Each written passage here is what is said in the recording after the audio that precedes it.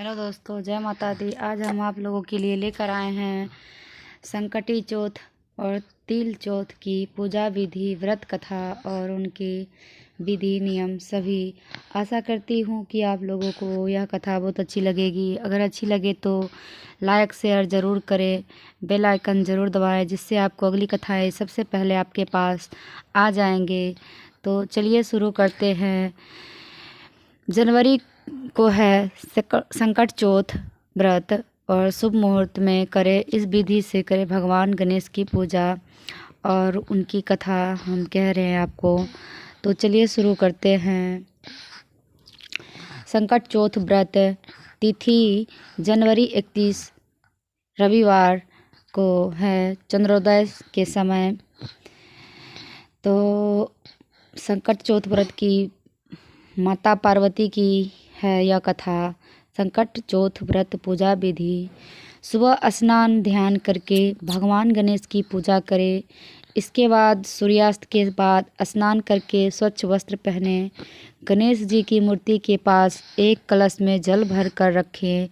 धूप दीप नैवेद्य तिल लड्डू शकरकंद अमरूद गुड़ और घी अर्पित करें। तिलकुट का भी कहीं कहीं बनाया जाता है। पूजन के बाद तिल से बने बकरे की गर्दन घर का कोई सदस्य काटता है। संकट व्रत के दिन चंद्रमा को ऐसे दे अर्घ्य। मान्यता है कि संकट चौथ व्रत चंद्रमा को अर्घ्य देने के बाद ही पूरा माना जाता है। अर्घ्य में शहद, रोली, चंदन और रोली मिश्रित दूध से देना चाहिए। कुछ जगहों पर महिलाएं व्रत तोड़ने के बाद सबसे पहले शकरकंद खाती है। व्रत कथा इस प्रकार है। किसी नगर में एक कुम्हार रहता था। एक बार जब उसने बर्तन बनाकर आवा लगाया तो आवा नहीं पका। परेशान होकर वह राजा के पास गया और बोला कि महाराज, न जाने क्या कारण है कि आवा पक ही नहीं रहा है। राजा ने राज पंडित को बुलाकर कारण पूछा। राज पंडित ने कहा, हर बार आवा लगाते समय एक बच्चे की बलि देने से आवा पक जाएगा। राजा का आदेश हो गया।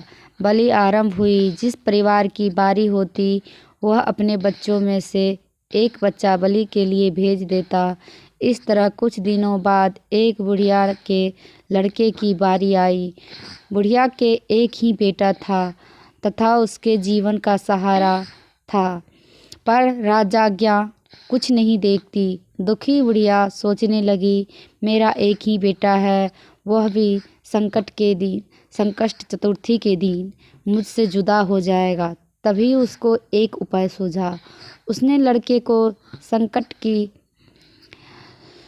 की सुपारी तथा दूध का बीड़ा देकर कहा, भगवान का नाम लेकर आवा में बैठ जाना, संकट माता तेरी रक्षा करेगी।